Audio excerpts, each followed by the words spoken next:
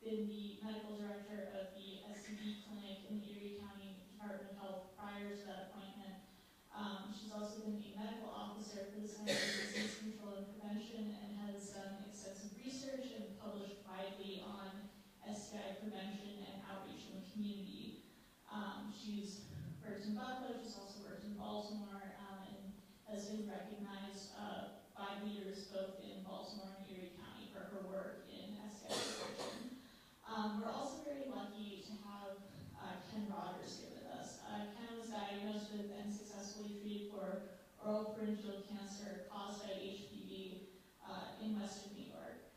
So I'm going to turn it over to Gale, and I'll be talking to you again at the end of the event to talk a little bit more about ways you can continue to be involved with molecular science in the future. Thank you.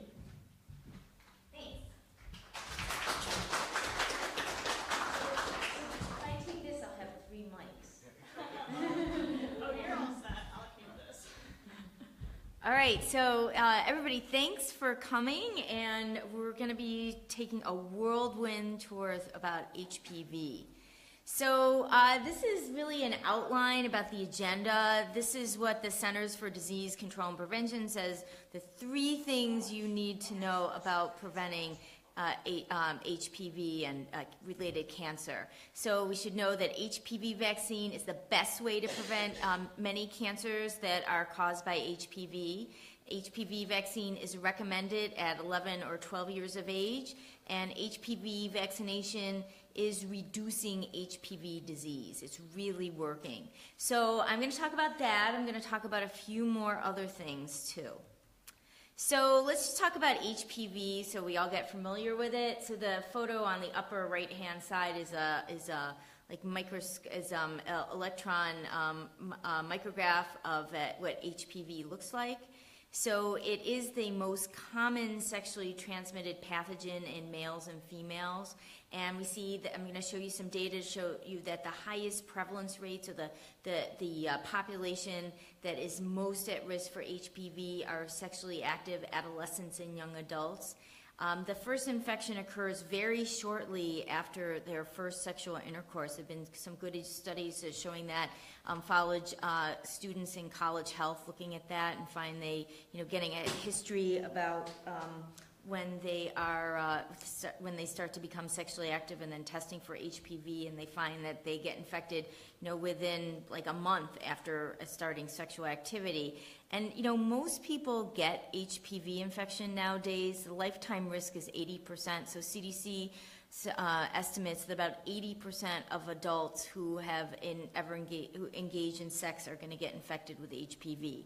So as a pediatrician, I liken the HPV virus to sexually active adolescents and adults to respiratory infection in toddlers that attend daycare. It's just going to happen. So there are 40 different types of HPV strains that can infect the genital tracts.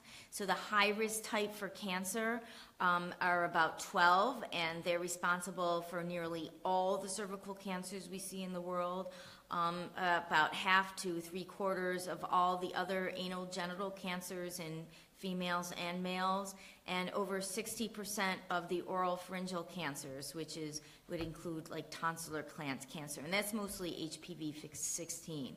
And then the low-risk oncogenic types, so the types that are low risk for causing cancer, especially HPV type 6, are responsible for almost all the genital warts and for juvenile recurrent respiratory papillomatosis, which is when a fetus a newborn is born, especially through the vaginal delivery. For a mother who has an active HPV infection, they get colonized in their nasopharynx and their throat and their respiratory tract, and then they start to develop papillomas, which are basically warts, and then they have to go to the ear, nose, and throat doctor every year, sometimes more, to get them lasered off, and it's a terrible fate. And my ENT colleagues have told me that now they're starting to see this in adults too, and adults requiring laser surgery to laser off these warts growing on their airway. So it's pretty scary. So let's talk about the burden, how much HPV there is in adolescents and young adults. So as again, there's a lot of HPV infection. Again, we estimated about 80% of sexually active adolescents and adults are going to get infected at least with one strain sometime in their lifetime. So the good news is that most infections don't cause any symptoms, and people don't even know that they are infected. And also some good news is that most infections clear by themselves within 2 years. But the problem is being cleared is really a research definition. So cleared in research means that 2 successively negative HPV tests results were received from a patient in a study.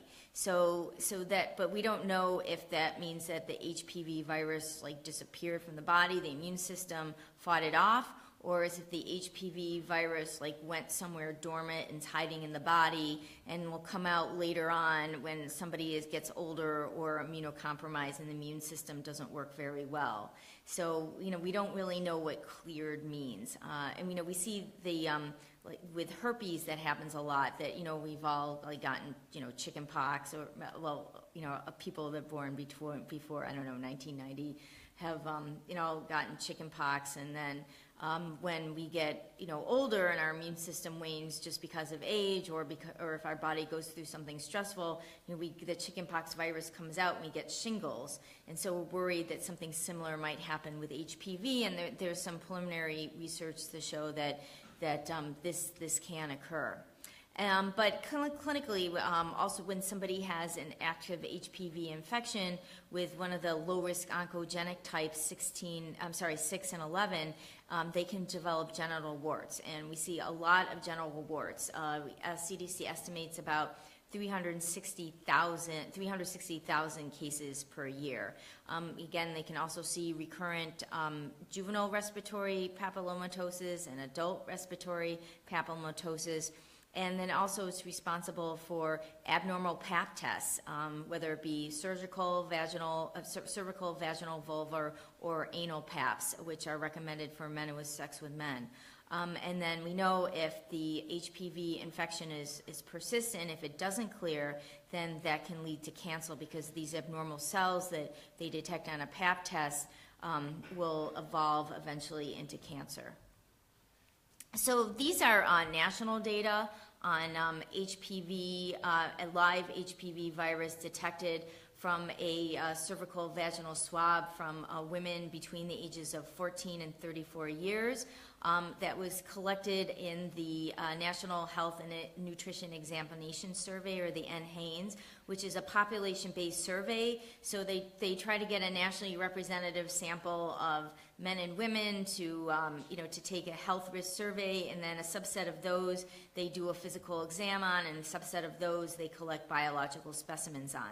And so these are women between the ages of 14 and 34 who had biological specimens collected from them to look for, from their genital area, to look for HPV virus. So this was collected during 2003 to 2006 in the light purple, and that's the pre-vaccine era, because HPV vaccine was licensed at the end of 2006, and it really didn't go on the market till 2007.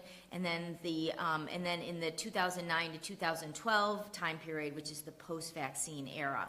So if we just concentrate on the pre-vaccine era, so what our lives were like before we had an HPV vaccine, you can see that the highest HPV rates were among females in their late teens and during their early 20s. And again, that corresponds with onset of sexual activity.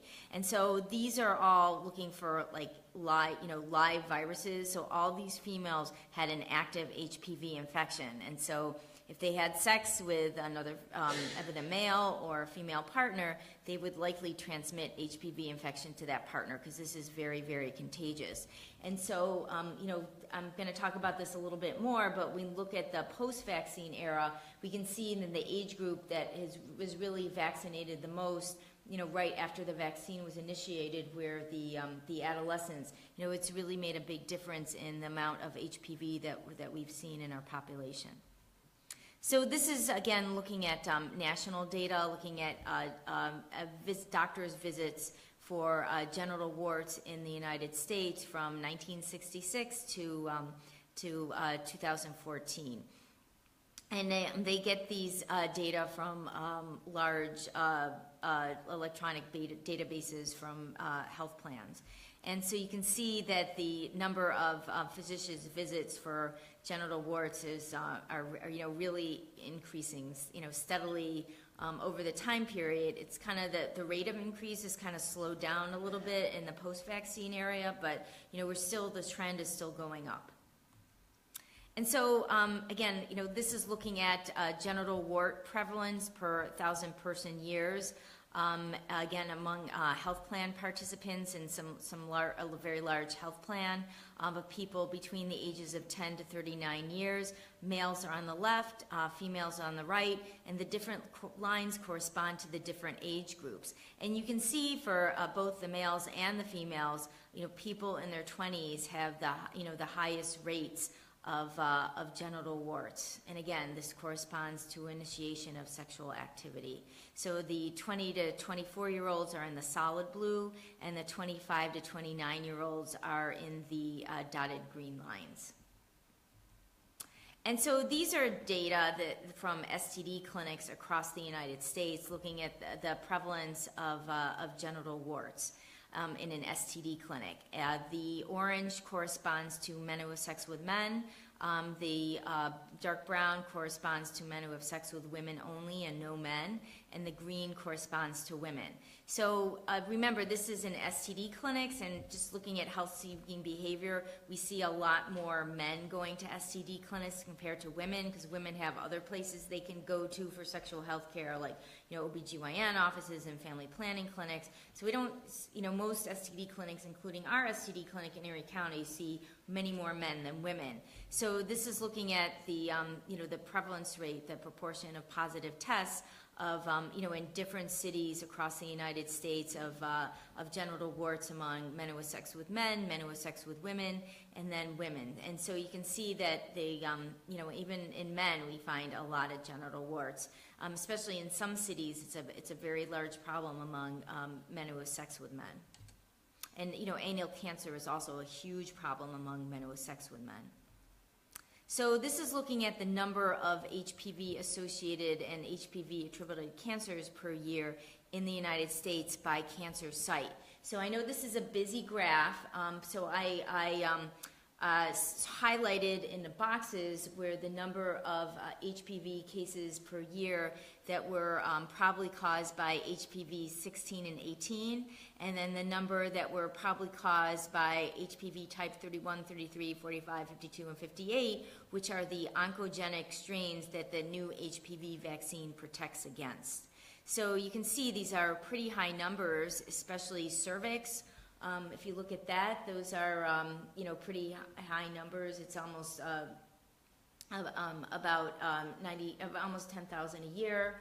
Looking at anal, and so that's very high in both males and females. And I know we think of anal cancer being a problem mostly in males, but it's actually not true. More females develop anal cancer than males. I know for you Charlie's Angels fan, like Farrah Fawcett died of anal cancer. So we didn't hear much about it in the news because her death was the same day that Michael Jackson died, and so nobody listened about Farrah Fawcett.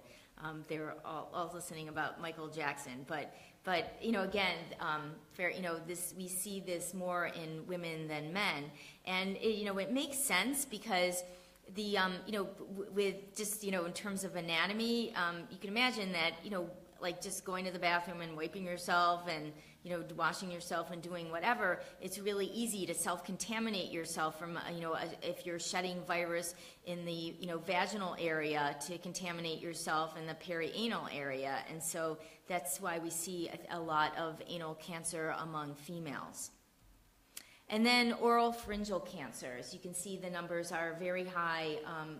Here it's more so in men compared to women, and we don't really have a good answer for that. it's probably because of sexual behavior. There have been some studies published in the literature recently. There was one published a couple of years ago in JAMA, the Journal of the American Medical Association, that what they did is they did these swish and swallow tests where they had this preservative that they had people put in their mouth and swish around and then spit out. And then they used that medium to grow and detect HPV virus, and they did it for males and females of all different age groups. And what they found is that for some reason there was a big spike in people in their early 30s and a big spike of people in their 60s, and there was about 2.5 to 3 times more HPV infection in males compared to females. And then they also asked them about their sexual behavior. And so you think it's oral sex that's the culprit, but actually any type of sex was equally a risk factor for having an oral pharyngeal HPV infection. So it wasn't just the oral sex; it was people that had any kind of sex. So you think about, what do people do when they have sex? And most people, not everybody, but most people kiss. So the authors concluded that, kissing might be a risk factor for HPV transmission. And so, but the question is, if you talk to your teenagers or you remember way back when, there's all different kinds of kissing, right? So peck on the lips or, probably no risk. Deep throat kissing where somebody's tongue is choking the other person because it's so far back. That's probably very high risk. But then most kissing is somewhere in between. So, we don't know. It's difficult to get that level of history. So anyway, but we do that. Those data do suggest that kissing could be a risk factor for HPV transmission in addition to oral sex. So this is looking at the number of HPV attributable cancer cases each year. So it's by cancer site for females on the top and males on the bottom. And the dark blue are cancers due to HPV 16 and 18, which are the most highly oncogenic, most highly cancer-causing HPV strains. And then the little lighter shaded blue is all the HPV types from these other oncogenic strains that are in, and all of these 5 are in the current nanovalent, so nine types of HPV vaccine. And so you can see, cervical cancer there can cause a lot of HPV-related cancers in women, in addition to vulvar and anal cancer and, some oral pharynx. But among males, by far oropharyngeal cancer is really the number one cause of HPV-related cancers that we see. And then this is looking at, from studies in a recent publication looking at the proportion of HPV-related cancers by cancer site that were detected. So here, 90 in this one study, 90% of cervical cancers had, HPV detected in them, and for total tonsoriopharyngeal, 70% had HPV detected in them, and of those, 82% of the 70% were in the tonsils, 70% were in the base of the tongue, and then about 43% were in other areas in the oral pharynx. But you can see that most of the HPV-related cancers that we see in both the genital area and the oral pharyngeal area do have HPV in them. So the good news is now we have a vaccine to prevent all this stuff. So yay! Yay science! So there are actually 3 vaccines that have been developed. One is a bivalent vaccine. It protects against the 2 oncogenic strains, 16 and 18. That's made by GlaxoSmithKline, and that is approved in the United States for females between the ages of 9 and 25 years. So in the United States, we don't really use GlaxoSmithKline's HPV product. This is used more in the developing world and in the UK, because GlaxoSmithKline is a UK company, so they use more of the GSK product in the UK and in the developing world, because also GSK sells it to the developing world at a much lower price than Merck does. And then Merck's first vaccine was a quadrivalent vaccine, so it protects against the two most oncogenic strains of HPV, 16 and 18, and then against the two most non-oncogenic strains that cause those papillomas or warts, 6 and 11.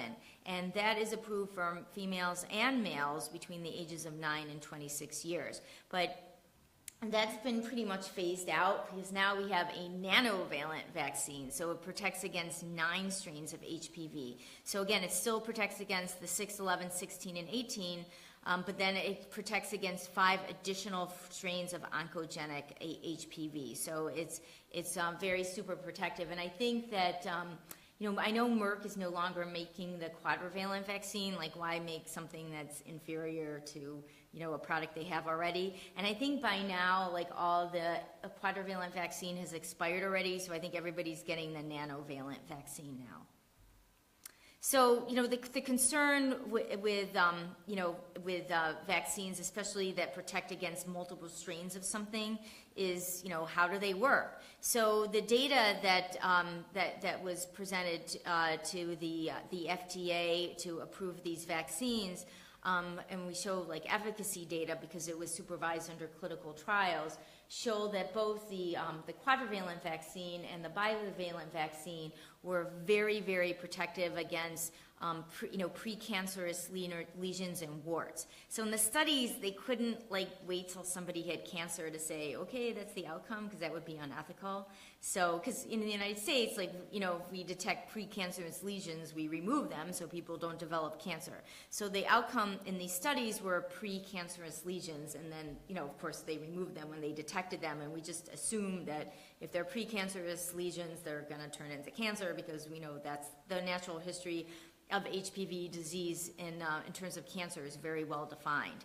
So I know that probably most of you are not familiar with vaccine effectiveness data, but this is amazing. We don't have any other vaccine that is effective. Remember, flu vaccine, probably in February, CDC comes out with their effectiveness data on the current strains, and we all have our fingers crossed that it's going to reach 60% effective.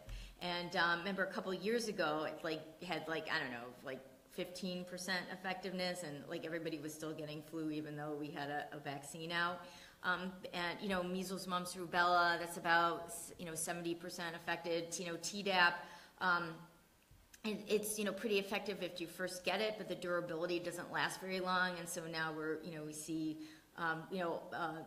older adolescents and actually adults get Tdap, and now it's pertussis, and now that's why it's recommended that all pregnant women, every time they get pregnant, get pertussis to make sure that they're going to be immune when they have their baby in the baby's first year of life. So most of our vaccines have about 70 to 80% effectiveness. So this is like super amazing effectiveness, and we don't really appreciate that. So another concern with a nanovalent vaccine, so when you start to add more stuff that it protects against, it can dilute the effectiveness of the stuff that was already in there. So they've, of course, Merck had to do study to show that it was, if they added these 5 other strains of HPV in the vaccine, that the effectiveness of the the 4 strains would not change. And so they were able to find that in their studies. They did antibody titer studies, and they found that so this is a little bit of a double a double negative. So the immunogenicity is non-inferior to the HPV 6, 11, 16, and 18 antibodies. So it means that it's not inferior, so it means it's just as good or better. So the immunity to 6, 11, 16, and 18 was just as good in a nanovalent vaccine compared to the quadrivalent vaccine. And over 97% of people who were immunized had a good, robust antibody response. And they actually saw higher antibody levels in young people, like people under the age of 16 who are immunized compared to people over the age of 16. And so we assume that the vaccine is going to work just as well or maybe even better for when, young people, 11, 12, 13, 14 years old are immunized. And the reason that is kind of a sorry state of affairs for adults is that, a lot of things start to go downhill after puberty, and your immune system is one of them. And so, after puberty, your, immune system, slowly starts to decline, and that's why with, the elderly are more at risk of infectious diseases like even flu, and that's why the recommendations for people with super high risk for flu would be, people who are, who are seniors. And so, and that's why also we recommend the shingles vaccine for seniors because their immune system wanes. And so, anyway, so that, that's true to a smaller extent for adults too. And but anyway, whatever the antibody response was for adults, I'll show you some data that it was good enough to protect them really, really well. So it, was good antibody response in all age groups that they gave it to. And just in terms of safety, because we always worry about vaccine safety, the vaccine was really well tolerated, and the adverse event profile was very similar to the quadrivalent vaccine, which we know is pretty benign, except it hurts. And then adolescents kind of freak out with the pain and they might pass out, because they're not used to pain. But we know what to do with that. So the recommendation, and actually, when CDC investigated this report of of adolescents fainting after getting the HPV vaccine, kind of they studied what adolescents do after all vaccines, and it was an equal effect of all vaccines. And the thing is that we believe that that adolescents they are not used to pain. And so and many of them have a vasovagal response, and they lose all the blood from their head. And so after they get the shot and they're in pain, they stand up, all the blood leaves their head, and then they pass out. So now the recommendations are that that a patient should wait sitting down in the waiting room or the exam room for 15 minutes after they get the vaccine, and they should drink some water, and that seems to have kind of quashed it. But kids were passing out and having head trauma. It wasn't just the HPV vaccine, it was all vaccines, but the HPV really brought them to light. And it is painful, and each subsequent dose is more painful. So, and that's because it works really well, because it's really immunogenic. It attracts all these inflammatory cells to the site of injection, and so it can start to deliver spread the HPV immunity to all the immunogenic cells in the body, and so it causes inflammation and it hurts. So who should get the HPV vaccine? So CDC's recommendation is that all 11, 12-year-old males and females should get the HPV vaccine. If you are worried about something, you can start to give it at 9. I know with with kids who are victims of sexual assault, before the age of 11, 12, their healthcare providers would immunize them earlier than later. Or if you have a child kind of in a foster care situation or a situation where you're worried you might not see them back when they're 11 or 12, then you would give the vaccine. Actually, I gave my younger son the vaccine when he was 9 because it was before it became a strong CDC recommendation to give the vaccine for all males, and it wasn't covered by health insurance. And I thought, I have 2 boys. I'm not going to spend $1,000 to give them this immunization. So our STD clinic had received a grant from the state to get free HPV vaccine. So I brought my 9 and 12-year-old to the STD clinic, which they freaked out a little bit about it, but anyway, that's where they got immunized. So now they can say, but they're not going to show off, oh yeah, I've been to an STD clinic. And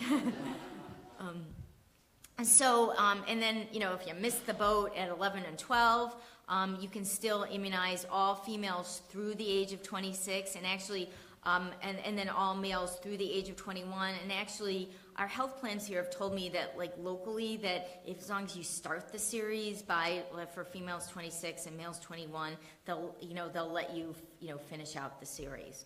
And it's also a strong recommendation to vaccinate with HPV all young men who have sex with men through the age of 26, and that includes young men who identify themselves as gay or bisexual, or any young man who intends to have sex with another male, even if they have sex with females too. Young transgender adults through the age of 26, and then any adolescents or young adults with certain immunocompromising conditions, including HIV, or if they're on any type of immunosuppressive therapy for cancer or inflammatory bowel disease or something like that. They should get this. They're able to get the vaccine through the age of 26. So for males, even though a male might not be in one of these categories, if they're between the ages of 21 and 26, they can still get the vaccine. It's not a strong recommendation. It's what we call permissive recommendation. So you can get it if you want, but they can't recommend routinely. And the reason that they say that is because of looking at cost effectiveness data. And what they found with the males is by the age of 22, like most of them have been exposed to the HPV that are in the vaccine types already. So giving them the vaccine after 26 isn't going to confer any additional protection. But that's really up to the individual. I mean, I know like women my age who are ended their long-term relationship and now are kind of on the dating scene again, and they want to get HPV protection, and it's still as safe, it's still as effective, but actually both Merck and GlaxoSmithKline had submitted data to the FDA to get approved for women. I think one was 45 and the other one was up to 55 years, and the FDA didn't approve it, not because it wasn't effective or safe, but just because they thought it didn't infer as much cancer protection because a lot of people already had an HPV infection. But so if somebody wants to get an HPV vaccine for a lifetime circumstance, it's still going to be really effective, it's still going to be really safe. A provider just has to be willing to give it off label, and then it may not be covered by the health plan. So now we have kind of two different dosing regimens taking into account an adolescent's immune system. So if a child is able to start their HPV vaccine series before the age of 15, they only need 2 doses, either somewhere between 6 to 12 months apart. So they get their second dose like somewhere between 6 to 12 months after their first dose. But if they miss the boat and they start at 15 or older, they need 3 doses the second dose being 1 to 2 months after the first dose, and the third dose being 6 to 12 months after the first dose.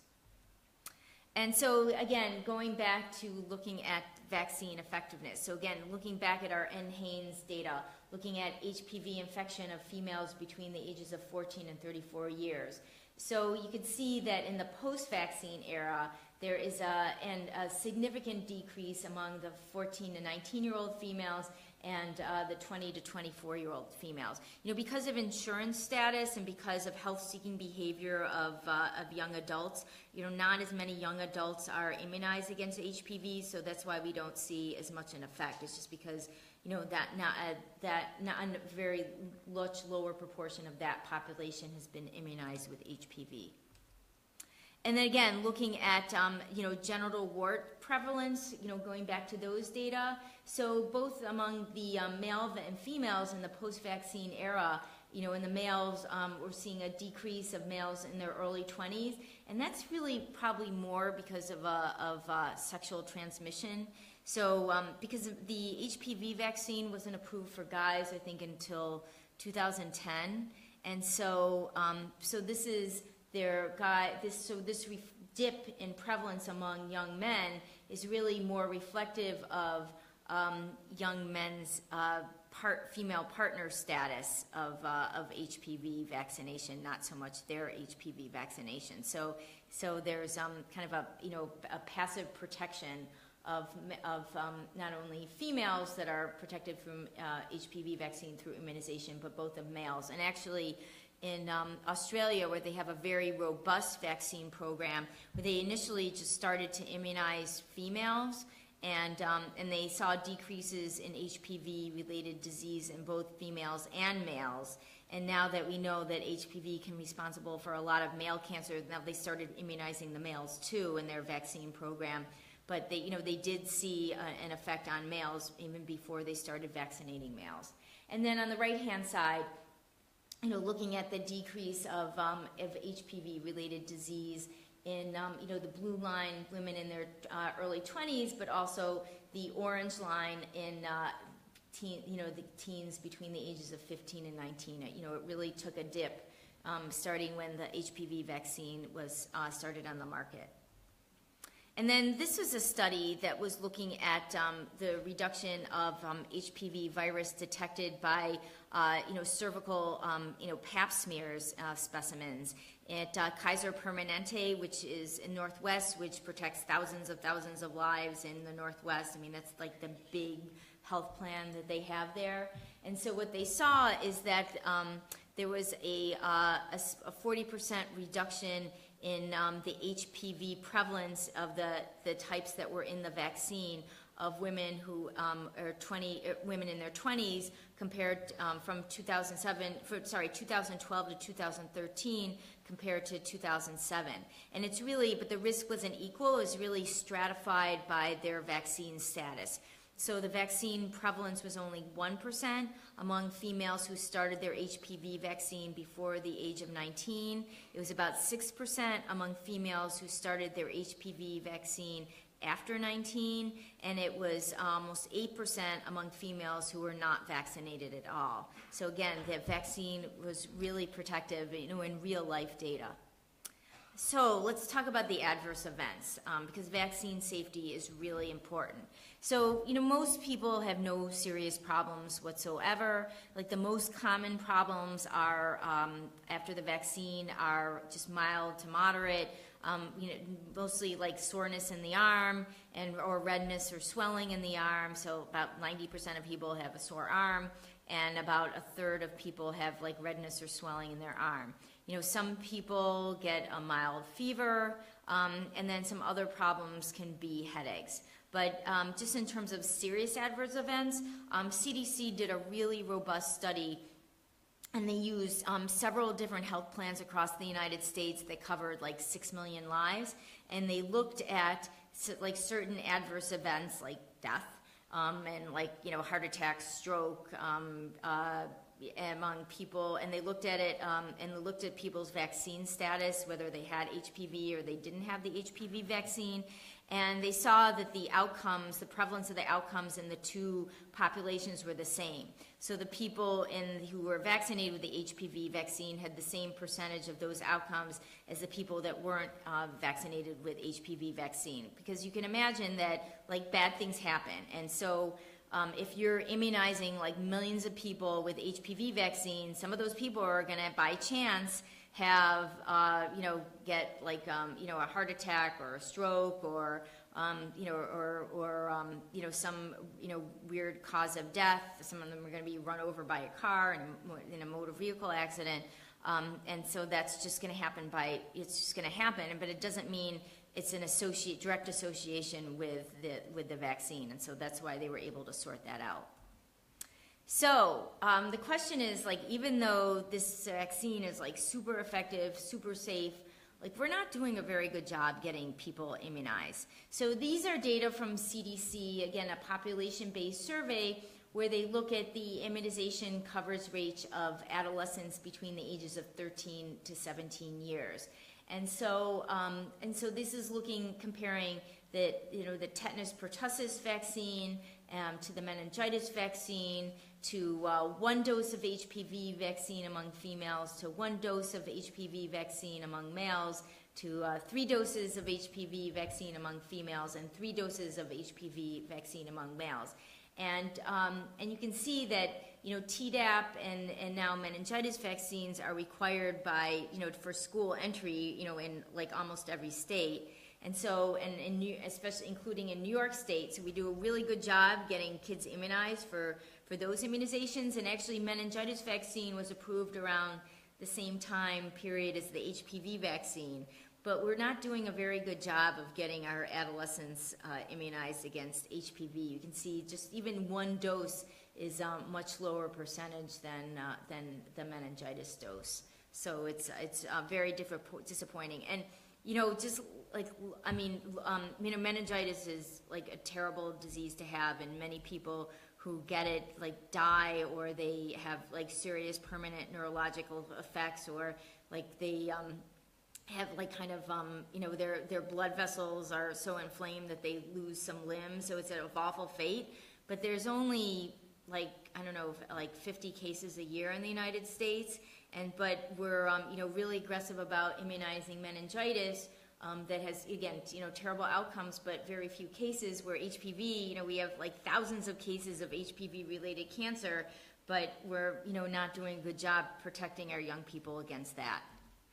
So this is looking at the HPV vaccine coverage among adolescents between the ages of 13 and 17 years in the United States in the middle row and middle column, and in New York State in the right-hand column.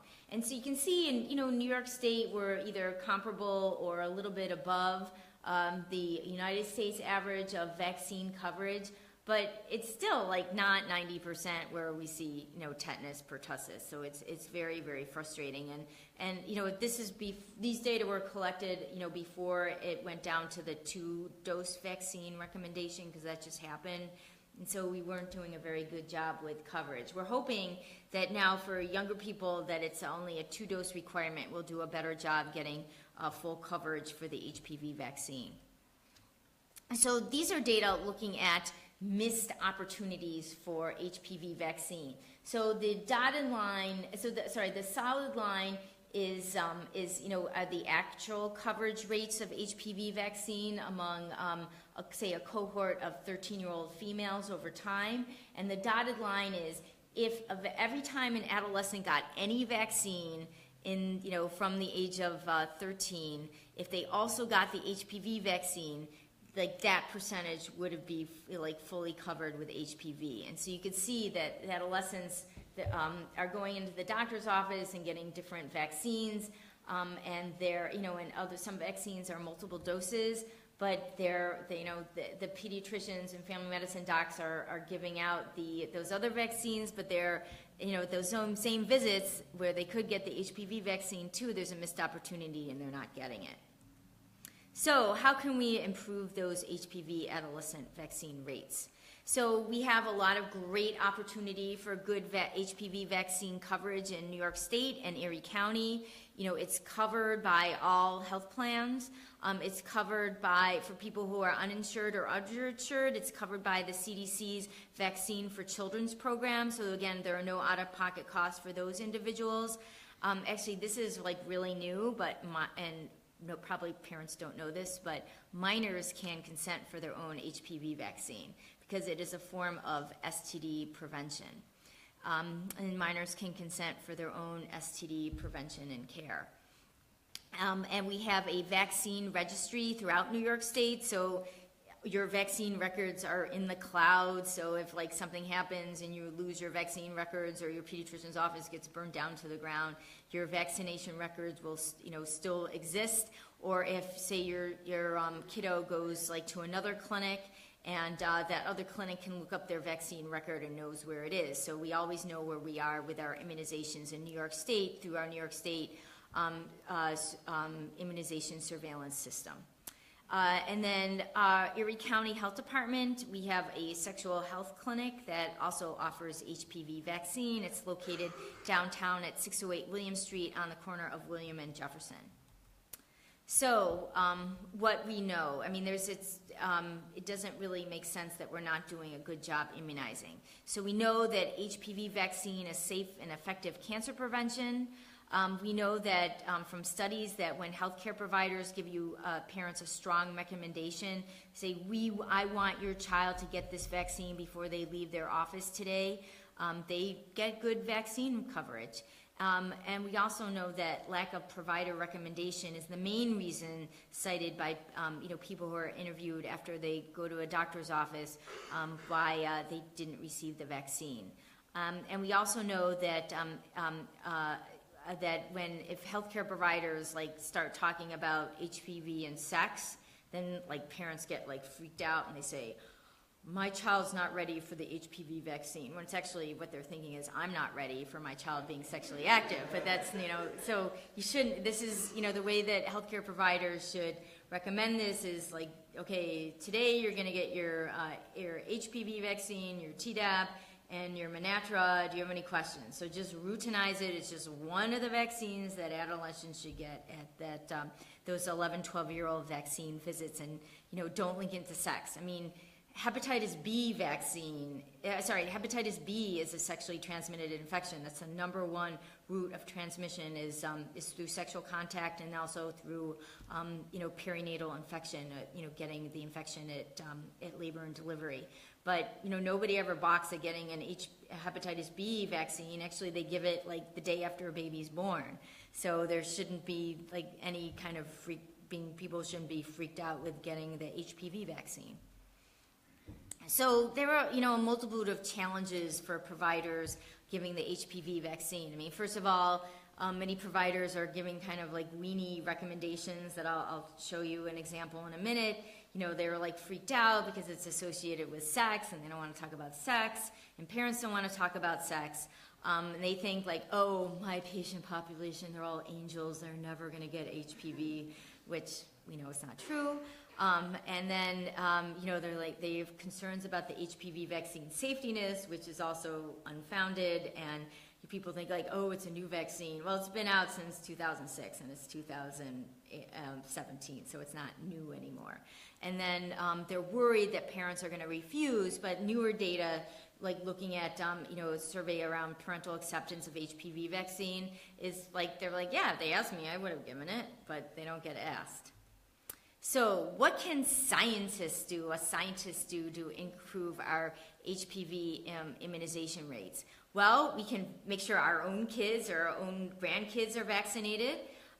We can inform our friends, and there's a lot of anti-vax websites out there, and they all like to target the HPV vaccine. So give your friends credible websites to look at, not just these anti-vaxxers that make stuff up websites. And also be an advocate, be an advocate of your community. I mean, there's always legislation in New York State about mandating HPV immunization for school entry. So, call your state representative and let them know that you support that legislation.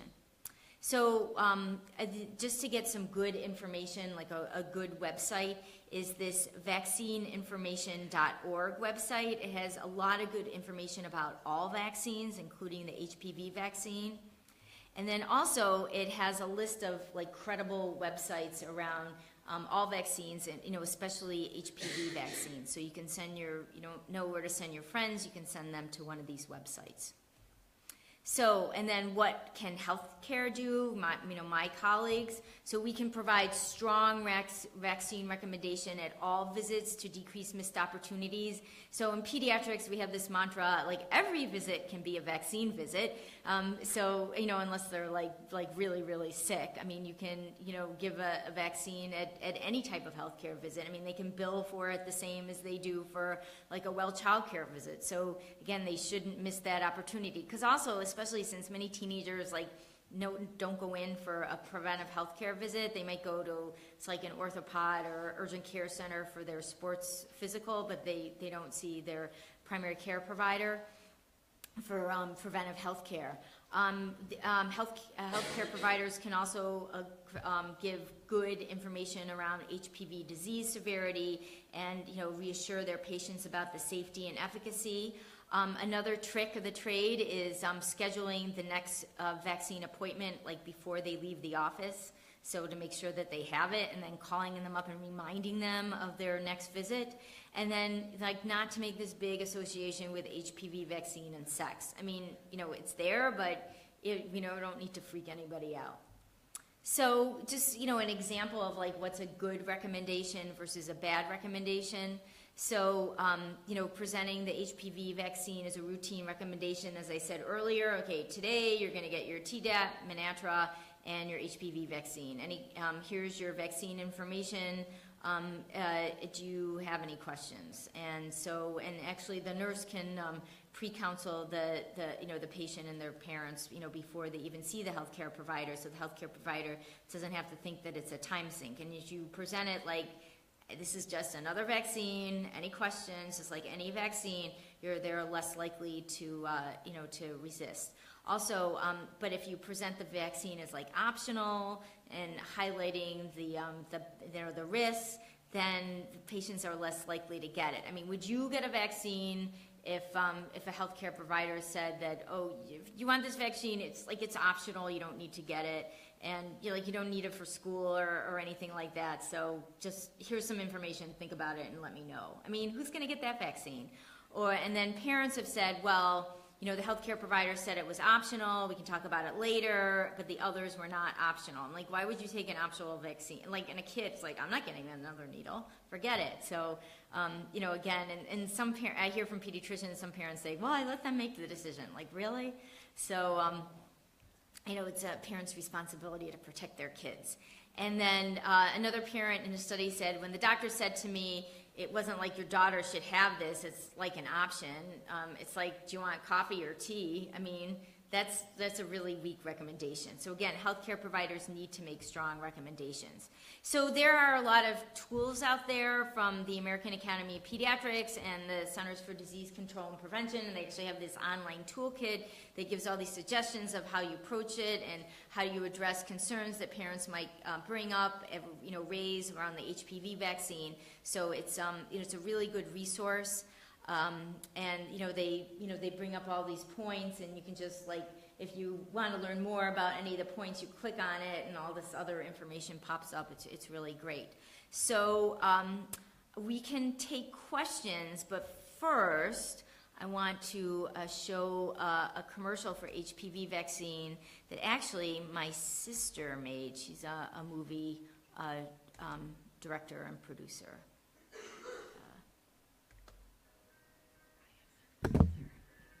I don't know if we can. HPV could lead to certain cancers. Who knew my risk for HPV? Here, let me start this again. Sorry. Who knew that there was something that could have helped protect me from HPV when I was 11 or... I have cervical cancer from an infection, Human Papillomavirus. Who knew HPV could lead to certain cancers? Who knew my risk for HPV would increase as I got older? Who knew that there was something that could have helped protect me from HPV when I was 11 or 12, way before I would even be exposed to it? Did you know, Mom? Dad?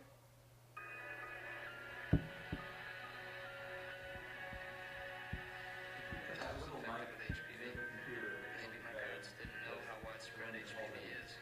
While HPV clears up for most, that wasn't the case for me. Maybe they didn't know I would end up with cancer because of HPV. Maybe if they had known there was a vaccine to help protect me when I was 11 or 12, maybe my parents just didn't know. Right, Mom? Dad? What will you say?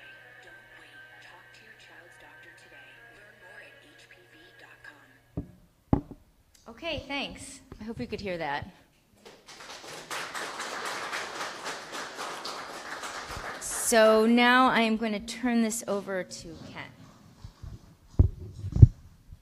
So if anyone has a question for Ken or Gale, I can bring a microphone over to you and we can hear. Yeah, Ken's going to say a few words. Otherwise, I have no idea why I'm here. Hour and a half. So why am I here? So, bothering people that her family's on my back. It's a good-looking family. All right. So anyway, my name is Ken Rogers. I am, as was told you before, a now survivor of oropharyngeal cancer.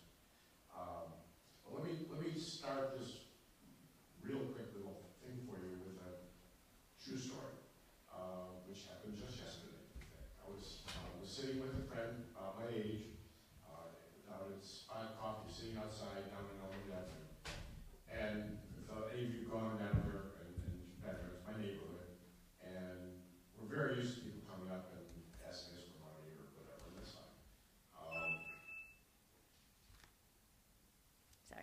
Yeah, sorry.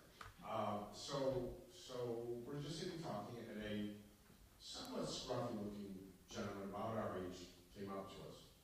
So I was already expecting us to be asked for some money or be given a story or whatever. And he said, I have a little bit of a strange question to ask the two of you. Can you give me a recommendation of a physician to do a colonoscopy?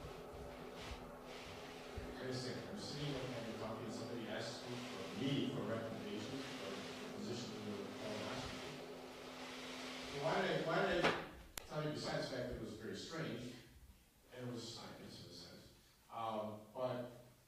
and we didn't understand necessarily why it was us. The point is only that sometimes what you think is going to happen is in fact not at all what's going to happen. And that's really where I was around this time last year, actually in June last summer when I got my sore throat. And it was a sore throat that didn't go away. And I'm not going to go into my whole long story, but eventually was diagnosed as cancer. I was on that list of the biggest group, which is the group of those of us with HPV-related cancers who, on the male side especially, with oropharyngeal cancer, which is far more prevalent in males than it is in females. But I guess, there's a couple of other things to know about me. One is that I do teach and as a part-time gig, not as my full-time career. I teach in the School of Public Health at the university. And it was kind of that role and not understanding in the least, so here I am teaching in the School of Public Health. I teach kind of on the managerial side, but it doesn't really matter. I knew nothing about it. I was completely naive. Well, how could this be? What do you mean I have a sexually transmitted, disease that really became cancer? Which, by the way, I could have been carrying in my body for decades. And we don't know. We will never know where that was.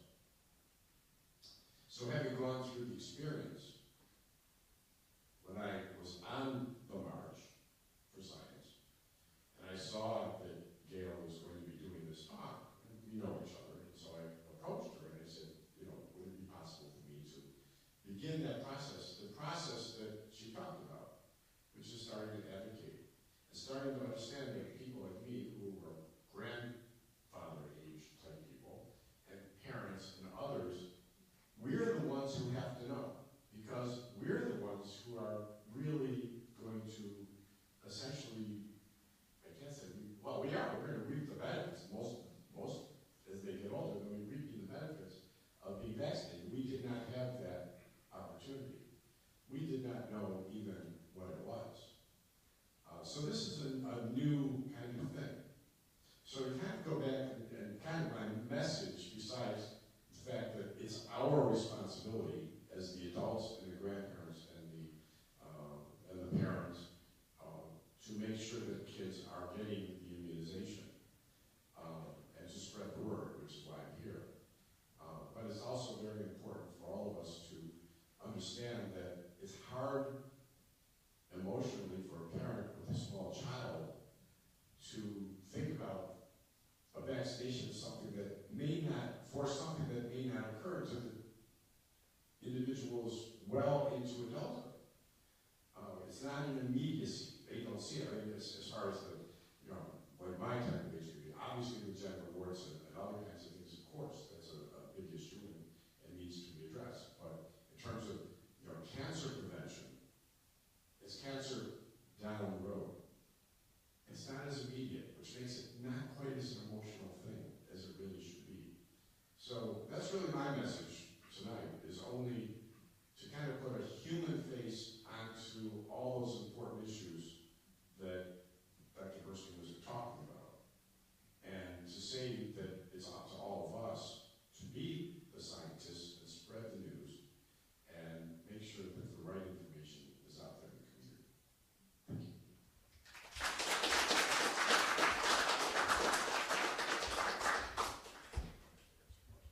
Thank you, Ken.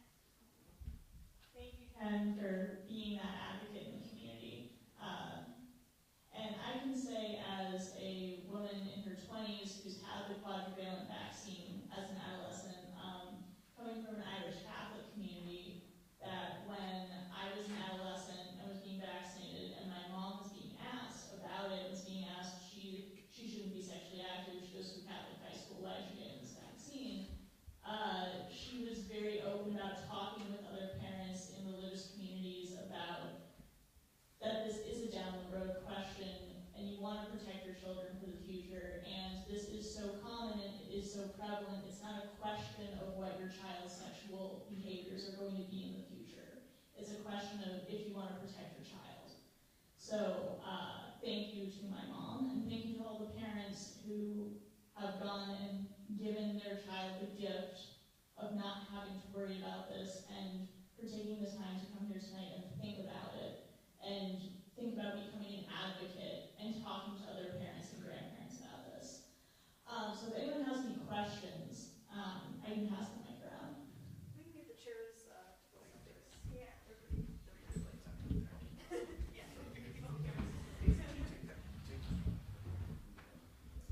And another study that comes to mind is a study that a lot of parents talk about.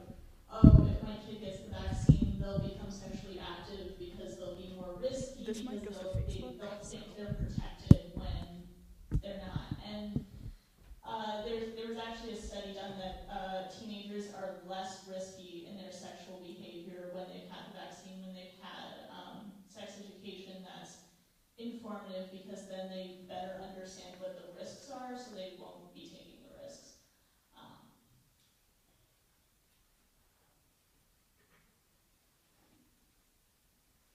Right now the recommendation is to get vaccinated every year. Will the recommendation change after if somebody's had this vaccination? So the question is, what are the recommendation for FAAP testing for females who have been vaccinated with the HPV vaccine? So it's the recommendations so far have not changed, because the HPV vaccine doesn't protect against 100% of cervical cancers, so there is still a risk. So the recommendations are the same for females who have not been vaccinated as they are for females who have been vaccinated. I remember a few years ago, Texas took steps to mandate the HPV vaccine, I thought maybe just in females, and I remember there being some big uproar about it. And I don't know if the uproar caused those regulations to be rolled back, but could you comment on, are there other states that are taking steps like this to mandate statewide to give them this vaccine? Yeah, there are other states. Actually, the Texas thing is really interesting because I think it's Rick Perry was governor at the time, and then it came out that coincidentally he was getting a lot of money from Merck when he made those recommendations, and that's why all of a sudden it disappeared, because that story came out. So he was doing the right thing for wrong reasons.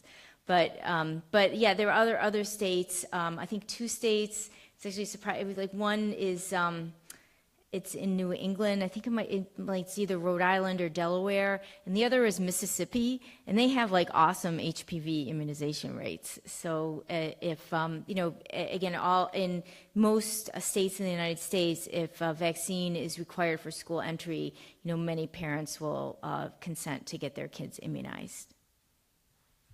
Is there a booster recommended for the folks who got the quadrivalent but didn't get the No, there is no booster recommendation for people who receive the quadrivalent versus the nanovalent, because even though the other 5 strains impart some additional protective immunity, it's maybe 15%, and it's actually not the same by gender. So for females, it's it's much more than males. It's just because of the strains that they get.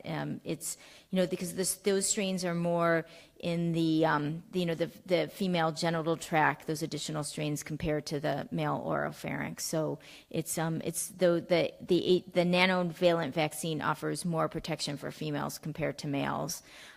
But there are no recommendations to give additional boosters of the nanovalent vaccine for those who have already received the quadrivalent vaccine. Yeah, I have a sort of a related question. I don't know. Are there data on durability of the vaccine? Yeah, that's a great question. So durability of the vaccine, how long does it last? So actually, Merck and GlaxoSmithKline have durability studies, and they're doing them in Scandinavia. And you ask, why in Scandinavia? Well, people in the United States and even Canada and in South America and Africa kind of get lost, you can disappear. And then, but in Scandinavia, they have a very powerful, like, big brother government, and they're also, like, nobody disappears, they find you for your taxes. And then they, also, they have these very robust immunization registries and cancer registries, so it's really easy to collect information on immunized people and then follow it up longitudinally with people who develop cancer, because those registries are there. And so that's why they're choosing to perform these durability studies in Scandinavia. And so far, I think they've had analyzed data from at least, I know definitely 10 years, but probably even more than that. And so far, there's no evidence that the durability of the vaccine wanes. And actually, one of the scientists that invented the technology behind the HPV vaccine is Jean Bonnet from University of Rochester, and he's come here to speak in Buffalo. And he said that he thinks it's going to act like the hepatitis vaccine, that has really good durability, and you don't need a booster for most people. And so he thinks it, like, the way it works with our immune memory cells for the HPV vaccine is the same for the hepatitis vaccine. But again, they're following it, and but so far there's no evidence that there's a problem with the durability. But if it does show in Scandinavia, I mean, we'll know way before people reach the age group that they'll of that time period, that they'll know to get the booster. And then another hypothetical, current recommendations aside, suppose you're a middle woman in say mid or later 20s who got the quadrivalent vaccine, maybe even the bivalent vaccine. Would you recommend getting the nanovalent now? Right. So, there are, again, no, like, kind of, recommendations, but again, the recommendations are based on cost. And so I guess it depends, like, what is it worth to you? Again, for a female, the 5 additional strains, can confer an extra, like, 10 to 15%. Immunity against the cancer-causing HPV strain. So I guess, and it's, very safe and very effective. So I guess it depends, like, how much they want to spend. But there isn't any, there are not any published data I'm aware of, like, if you do decide to do the extra doses, like, how many you would need. Probably 2, but at least 2, but we don't have those data. This question is for the gentleman. I'm awake. What? What was your treatment like? What was your personal experience with it? Well, that's a somewhat long story. The good news for all of us who have gone through this is they have a very effective protocol. It's actually 96% curable. And that cuts across all populations, no matter where what their other physical health is or whatever. And that protocol is 35 doses of radiation in 50 days. So basically I went every day. It takes 10 minutes, but it ain't pretty. But, and 2 pretty substantial doses of chemotherapy concurrently, 1 in the beginning and 1 in the middle. And pretty much, and interestingly enough, the word gets around if you're one of the group, and then next thing you know, people are calling, and I now have a whole group of other men who both I know have gone through it, but also other men who are calling me to say I am going through it or whatever, and I got your name, and we talk to each other and share experiences and the like. It's a very, because it's in the throat, it's a very difficult cancer. I was very fortunate. All the people I've talked to had and it wasn't easy, but I had the easiest to go with it. A lot of people end up with feeding tubes and other things because they can't swallow. I was fortunate enough to be able to swallow through the whole thing. But it is not pretty, believe me. It's just, the good news is that even from the beginning, I knew that if I do it and I follow all the instructions, I'm going to be cured. It's a lot different than with a lot of other cancers where if you say 30% or 40% cure rate or whatever else, you don't know if you're going to be cured. In this case, I was confident I was going to be cured, and I did everything right. So that was. I could just add, with the science, thanks, with the you know, the HPV-related oral cancers have a much higher cure rate than the like tobacco-related oral cancers, because we used to see, like the number one cause until a few years ago of oral cancer was like smoking or using tobacco. Chewing tobacco. Or, chewing tobacco or some type of tobacco products. And now the number one cause of oral cancer is HPV. So, and the populations are a little different. Like people who get HPV-related oral cancer are a little bit younger, and then again they respond better to the cancer treatment compared to people who have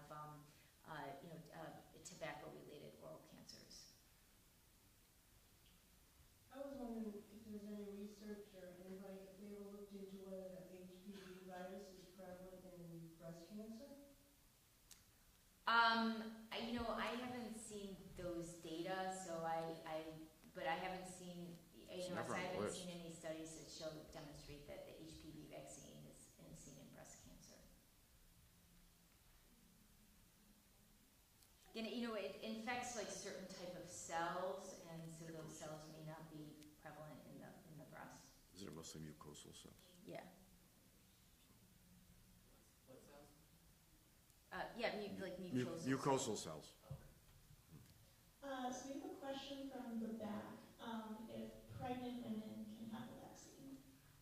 So the recommendations are to hold off during pregnancy, but just because like nobody wants to rock the boat at all. But there have been a lot of women who've been received an HPV vaccine during pregnancy, and actually Merck has kept a registry of that to see if there are any adverse events, of pregnancy and bad pregnancy outcomes of women who've received the HPV vaccine compared to women who haven't. And they found that there's not a higher proportion of any adverse events of women who have received the HPV during pregnancy compared to women that haven't. So they don't recommend to routinely give it during pregnancy, but if a pregnant woman does receive an HPV vaccine, like they can be reassured that nothing bad will happen because of the vaccine. And there's another question, if you could speak a little bit more about the side effects of the immunization. Right. So again, the most common side effects are mild to moderate, and it's basically it hurts, and it causes. There's a lot of inflammation of at the injection site. Also, sometimes people can get a fever. Also, they in the product label, they list everything that people complained of after they got a vaccine, but a lot of times it's just temporally associated. It's associated by time, not cause and effect.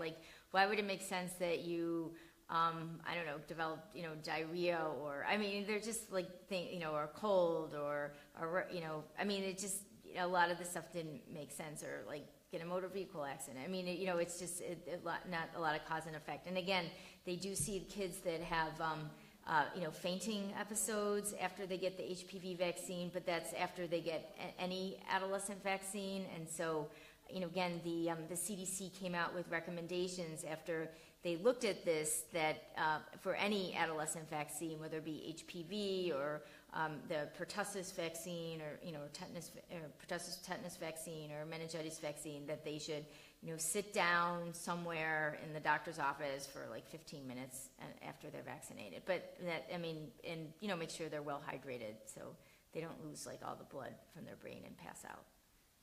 And the last part of that question is if you could comment on the discussion around autism as a side effect. Yeah, that always comes up, but autism has not been related in good science to any vaccine, and that's been shown in numerous studies. And then the study that linked autism to the MMR vaccine is that was defunct. All the authors except for one of the authors admitted that they lied, and it was a bad study. And it's fake science. So we have a couple of questions on Facebook. either of you have a connection to any of the vaccine manufacturers? I work for the government. I'm not allowed to do that. Before I started working for the government, I was a speaker just for the HPV vaccine because I was just, such an advocate for it. It was a mechanism for me to be able to speak in public about it, but I still speak in public about it, and I don't earn a dime. Then the second part of that question is, have there been any cost benefits? I don't. Do you have any? I wish I had received the vaccine. No, nothing at all. Thank you. Have there been cost-benefit studies in this country or another country that has high compliance rates with screenings, such as PAP testing? Yes, I mean, in the Australia is really the country where we have the best data on that because they have a very, very robust immunization program that includes HPV vaccine, and so everybody gets, all kids get immunized. They get immunized at their doctor's office. They get immunized at school. Anywhere they walk into, they can get a vaccine.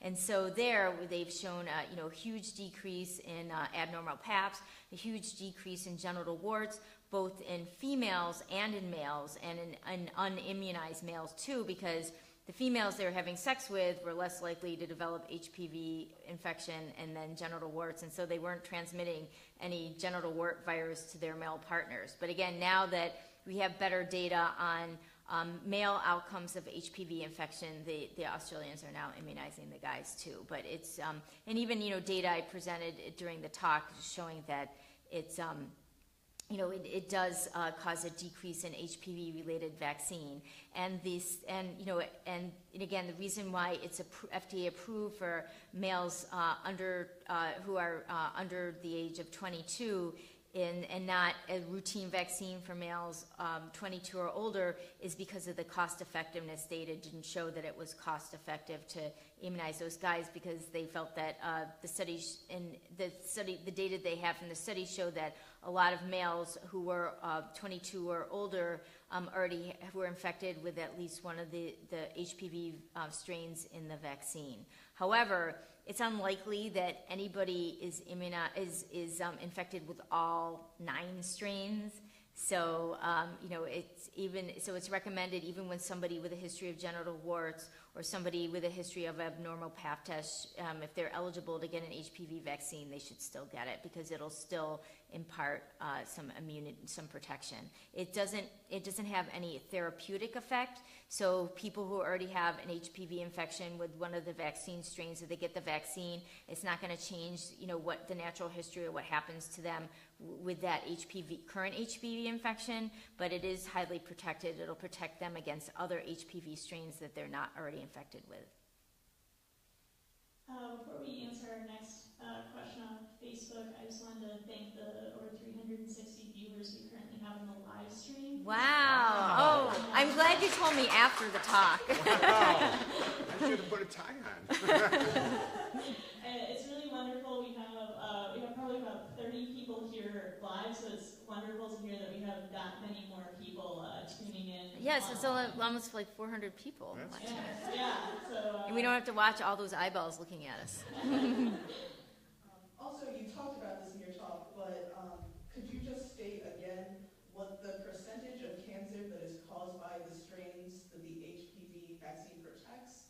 So, what percentage of those types of cancer are caused by those HPV strains? Well, I know it's about 70% of cervical cancers, and it's about 50% of anal cancers, and I think the oral pharyngeal cancer was 75, 80%.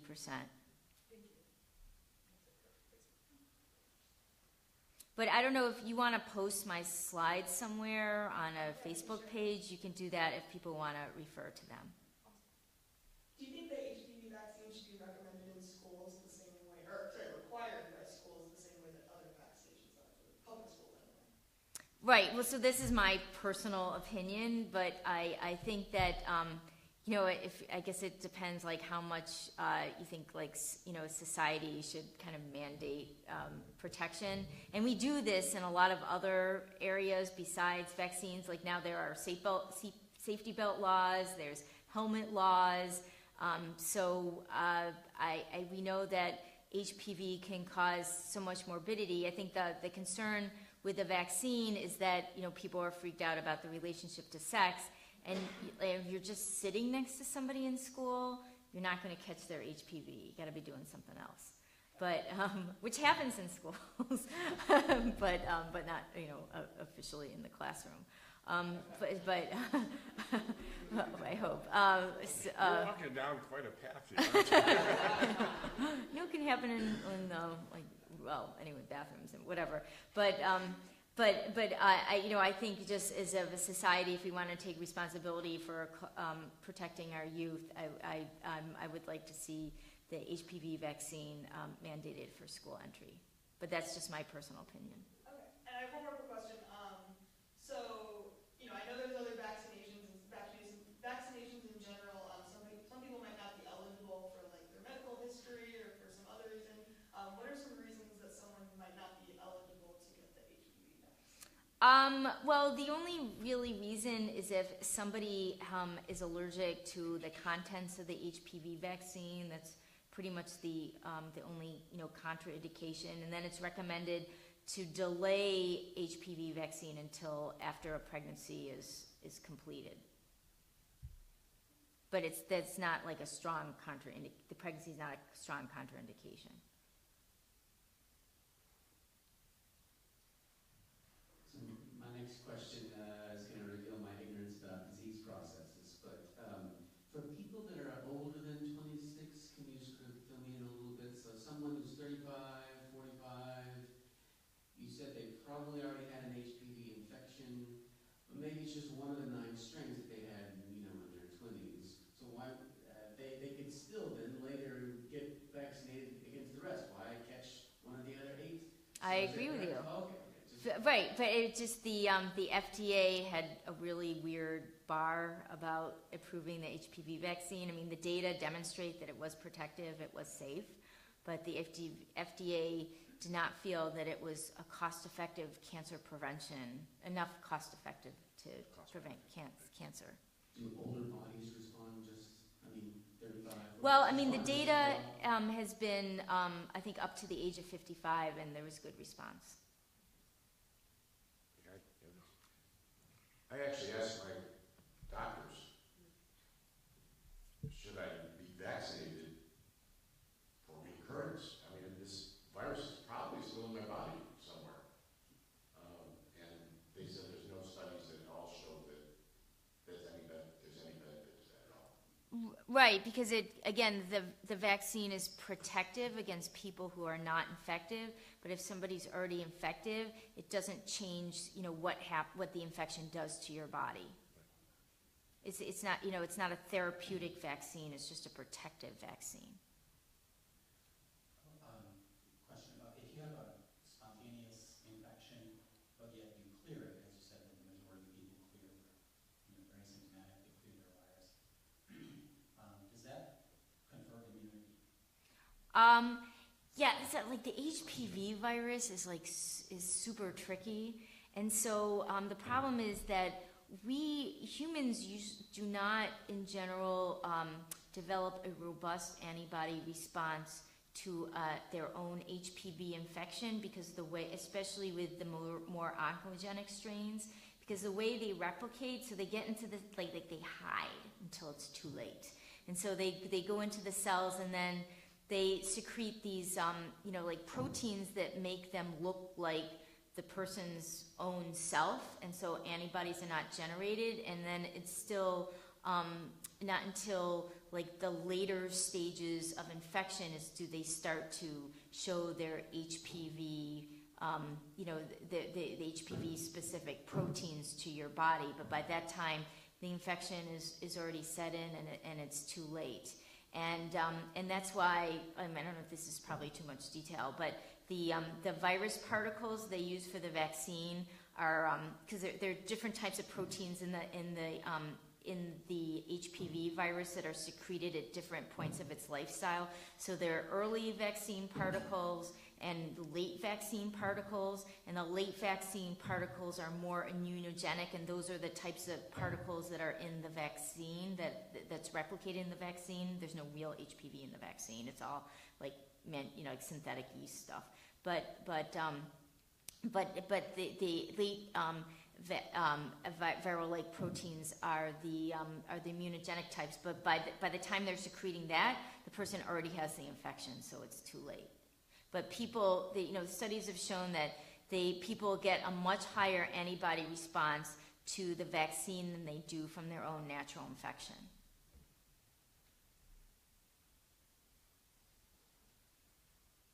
Any other questions?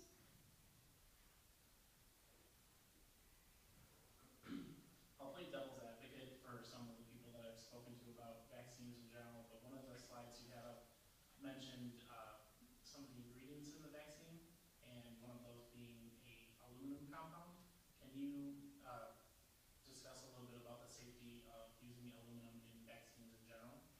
Yeah, I mean that's one of the preservatives. It's alum. It's not aluminum, and it's one of the preservatives in the HPV vaccine and a lot of other vaccines. And again, the studies have shown that it's very safe, and it actually enhances one's immune response, and that's why they're looking at that preservative to use for other vaccines, like a new flu vaccine, to get a super high antibody response, especially for seniors. So yeah, that's the alum has shown to be very safe and effective.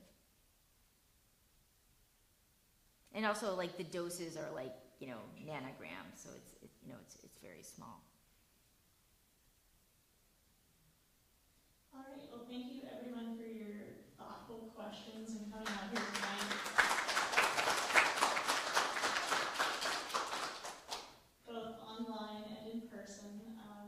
So I didn't introduce myself earlier. My name is Elizabeth Schiavone. I'm the Public Relations Chair for the Buffalo March for Science, and the overwhelming support for this event and the overwhelming support that we had for the March has been incredibly encouraging in our decision to move forward to become a nonprofit in Western New York to continue this type of programming. We are hoping to do events on climate change in the future. We've had a lot of demand for adult education for climate issues. We'd love to do more events on HPV, other STIs. We'd love to talk about the opioid crisis. There's been a lot of demand for an education event on that. And next month, on June 11th, we are going to be, June 10th, thank you. We will be at the Scout Jamboree, the Scout Fair that they're going to have on North Campus at UB to promote STEM education and STEM opportunities for Scouts. So we are going to be present with hands-on activities. So we encourage you, both here and online, to become involved as we grow as an organization. If you have suggestions for events or activities, if you want to become involved with the process of becoming a nonprofit, we'll certainly need all the help we can get. It's an amazing opportunity to learn a lot of business skills and organization skills. So we're really looking forward to being able to talk with the Scouts on the 10th and to have continued programming into the future with all of your support. The March for Science is a volunteer-run organization throughout the nation and here in Western New York for